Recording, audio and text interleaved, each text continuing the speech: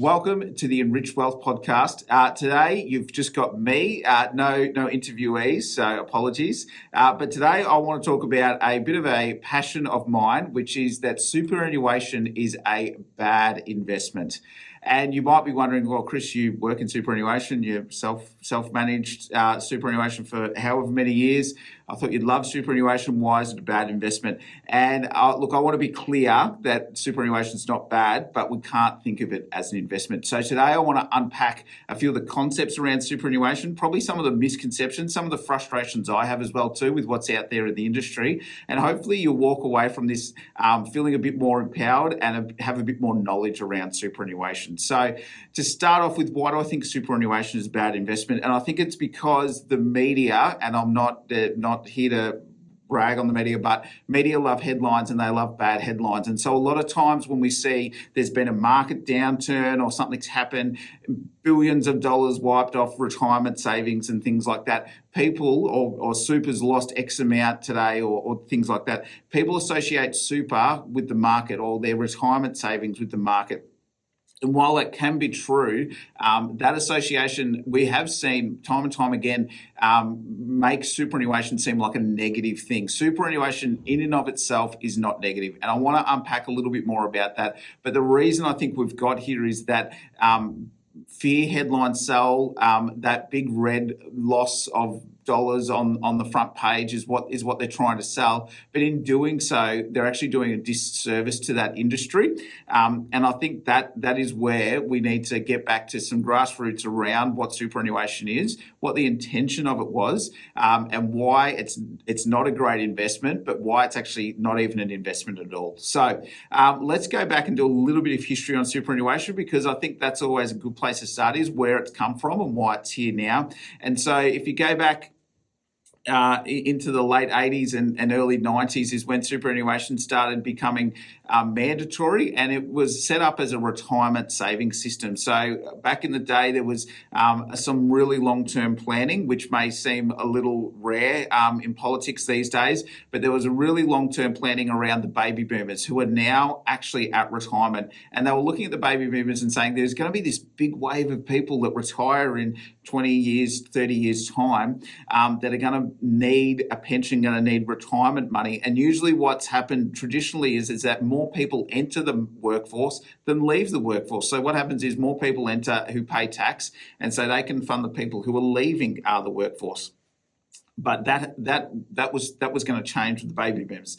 And so what they decided to do was bring in a retirement savings structure where employers would have to make part of the wage or part of what people earn go into a retirement savings vehicle, which is superannuation. And so when we talk about superannuation, it is a retirement savings vehicle. And so that Australia's actually at the forefront. We are world leaders in our retirement savings system. We brought it in mandatory long before other countries as well too. So just another thing that Australia excels at. But in doing so, we can lose sight of some of that when we see bad headlines and different things like that. So the reason why it's a great retirement savings vehicle is the tax concessions that superannuation gets. So super, unlike other structures, gets great tax benefits and tax concessions. So 15% is the standard tax rate that you pay on your on earnings in super,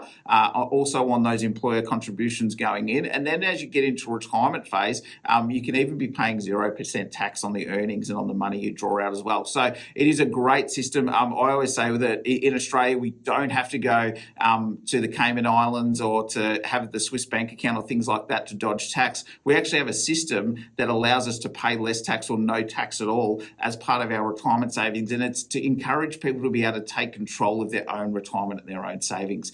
So why is super a bad investment? Because super is actually a structure, and that's what people forget. And I think working a lot in self-managed super funds, I get to work a lot with those structures and work on them one-on-one with clients as well. So unlike a big retail super fund that you might see advertised elsewhere, self-managed is you have that yourself, that structure, and you manage that yourself. And so that's where I've got to really see more of the structure side. So the structure for self-managed super, or for super in general, is where is basically all the rules around how you can contribute, how you can withdraw, and the tax rates you pay. So that's where super as a structure really makes sense, because if you can get a lower tax rate, you can basically exponential your returns over time, because if you're paying less tax along the way, that puts more money back in your pocket or in the super pocket to then go back into investments and things like that. The reason super may not be a good investment is when you don't actually understand where the money that you're contributing is invested in. So let's give an example. If you're someone with a super balance of $100,000 and I asked you today, do you know where it's invested? If someone come up to you and said, where's your super invested? Would you be able to say, I know exactly where it is? A lot of people I talk to don't know. And because they don't know, that is when they get shocks when the market goes down, or when things happen, or they see it as a bad investment, or they hear all those bad headlines, is when they don't understand where it's invested. So for a lot of people, you will have shares that you're invested in. For other people, you will have cash or bonds that you're invested in. But if you don't know where your super is invested, then all of a sudden you've lost control and you don't actually understand where your life savings are at the moment and what impacts different things in the economy might have on it. So if we have a spike in interest rates, that's great, but you've got to have investments in interest-bearing products that actually move in the right direction when those interest rates spike. If you aren't invested in shares and the share market goes up, then you won't see those returns within your retirement savings as well. So it's understanding where you've got your money invested. So that's why if we're thinking about super and we're thinking about investing and where it needs to be, first we need to understand that it is a structure and we have control over that structure. You can choose where your money is invested, but it is a structure. So to unpack that a bit, super as a structure allows you to accumulate wealth. So you can put contributions in. So your employer can put contributions in, but there's a range of other contributions you can also put into super to help build that retirement savings. And those contributions can include small business CGT concessions. So if you run a small business, you might get tax concessions when you sell assets, when you sell the business, that you can contribute to super. You can make after-tax contributions as well. So you can just take money from your bank account and put it into your super fund. It's different for everyone. I'm not telling you to go and do that tomorrow. You don't look and say, I've got a lazy $10,000, I'll go put it into super. We're going to talk about a bit about timeframes as well, which might impact when and how you use super. You can also make downsizer contributions. So if you're over 55 and you've sold your house that you live in, you can make a contribution because you are downsizing. You don't even have to actually downsize. You can buy the same size house or actually buy a bigger house. But if you've sold a house after 55, that's another opportunity to think about putting that you could put money into super. Again, you've got to meet the rules, but it's understanding the rules and how you can leverage them. So super as a structure makes sense, but it also makes sense the closer you get to retirement. If I was talking to a 30-year-old, it wouldn't make sense to maximize super if they had a mortgage to pay down or they needed some money for a rainy day.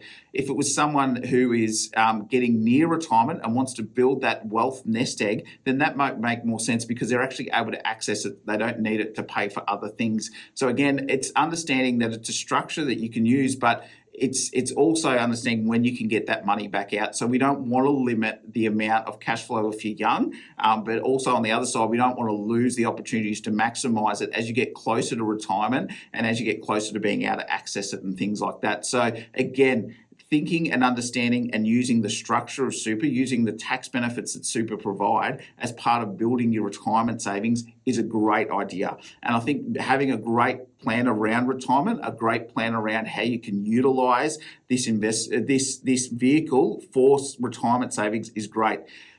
If you just think of it as super as an investment, though, you'll always miss out on the opportunities to be able to build that. but also too, you won't fully understand what happens when something happens in the markets, how that impacts you. So the first step is that structure. You can get money in. You can also get money out. So once you hit 60, if you hit 60, that's a beautiful time for super, and 65 is even better. But after 60, you can actually start accessing super, and there's rules around that, but you can actually start drawing money out if you need to. So that for some clients that we see, that might be paying down that last bit of debt that they have on the house. It may be a way to give them the opportunity to increase the amount of deductible contributions they make. It also might provide them the opportunity to transition to retirement. So it's actually, I start working 3 days a week and drawing down on my super as well. So what happens is you hit 60 and super becomes this flexible structure, this flexible vehicle that you can start to utilize to help make your retirement more flexible. Once you hit 65, everything that you have in super becomes unrestricted. You're able to access all of it. There's less rules that you need to think about as well too. So that's just some of the things around the structure of super. So if we think about super, we want to think about that structure and knowing the rules around it so we can utilize it the best we can to maximize our opportunity for a great retirement.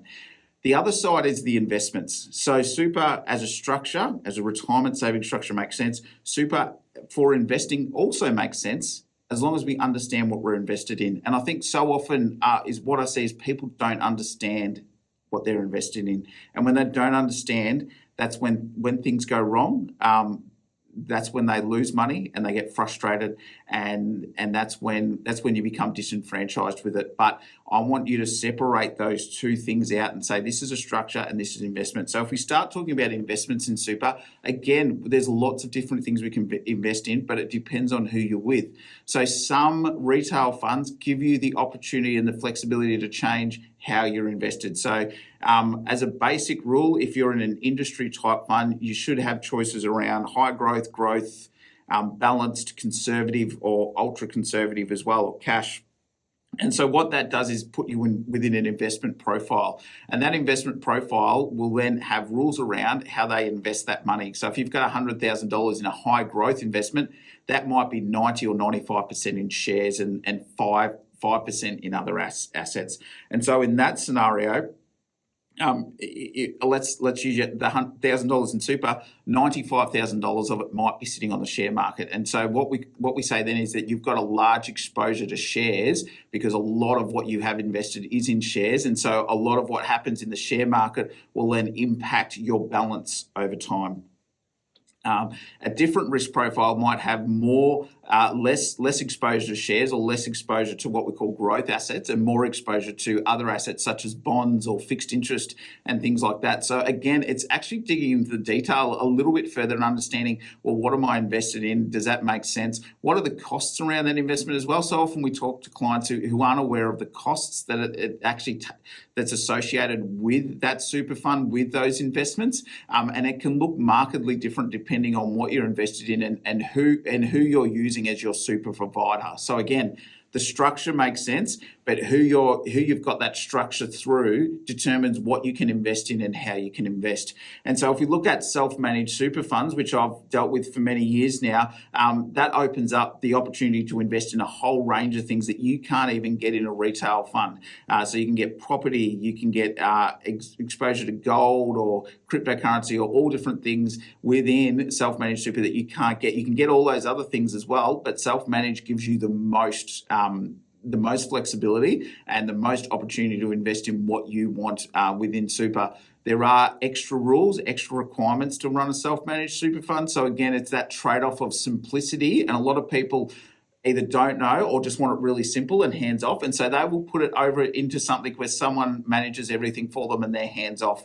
Again, still understand where it's invested, still understand how that looks. There was a large retail fund that just recently announced that they had an off-the-books investment. So not every investment is a listed share or a listed international share or a property fund or things like that. Sometimes they'll have off-the-book investments. So they might own an actual building. So super funds own buildings. Super funds are invested in tollways or infrastructure projects. They might be invested in unlisted companies as well. And so this retail fund was invested in a company and it had to write it off the books. It had now become worthless. And so they had to write off $1.1 billion on that investment within their super fund. They're large, they can probably take the hit a little bit. But again, if you don't understand where and have transparency around the reporting of where you're invested, you don't know what exposure you have to those things.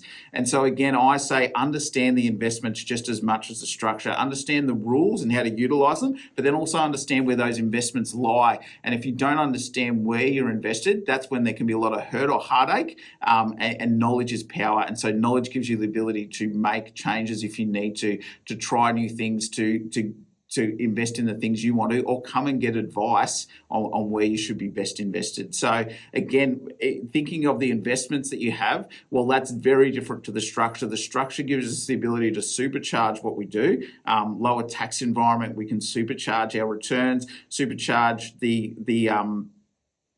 tax that we're paying and things like that. It's the ability to really optimize everything. But on the other side, if you don't have the investments right, or you don't know where it's invested, then the structure may actually be negatively impacting you. So again, we want to separate these concepts of structure and investments, and getting to better understand where you're invested gives you the power to make choices, gives you the power to not be scared off by headlines, but it also means that you can disconnect these two elements, because you should really be looking at your whole investment portfolio, not just what you have in super, but how is that a part of your bigger portfolio, you're part of your bigger plan for retirement. You don't want all your eggs in one basket, but also too, you want to know how those eggs are doing in those baskets. And if you understand that thing, do that thing and do it well, but just understand where it is. And so I guess that's the big take-home message for me. It was only a short one today, but I've seen and I've talked to clients and I've heard the scenario time and time again, I don't like super. And a lot of times I don't like super not because of the structure. When you explain all the tax benefits of super and how you can really utilize it and optimize your situation with that as part of building into retirement savings, it is a great structure. But from an investment side, if you don't understand the investments, you don't understand the fee structure around those investments and how that all looks, you don't understand if you can go and invest in direct shares or how you can do what you do, that's where you've lost all that power, you've lost all that ability to be able to make those empowered decisions for your retirement savings. So my homework for you is to take out your latest super statement and read it and start to understand it better. Start to look at the fees that are involved. Start to look at where you're invested, how those investments have gone. And don't just look at the end number. Have a look at what's the exposure? What am I exposed to? Is that where I wanted to be? Did I realize I had so much invested in that asset class, or I didn't realize I didn't have a whole lot invested there? Again, this is where you need to start to gather that knowledge. We're here for support. This is what we do day in and day out, is we help clients understand, do the analysis, help them run and understand everything. It can be complicated. Some might say that's by design. It is complicated though. So it is digging into the detail, but the more you know, the more you understand, the more you can utilize this great vehicle to get to where you need to be for retirement, the better. But just understand that superannuation is not an investment. Superannuation is a structure with investments in it. And so when we treat those two separately, we can really start to utilize the power of it without the downside of not knowing what's going on within it. So go from here, even press pause if you need to, go and grab your super statement and start reading through it and start understanding what's going on within it. It may surprise you.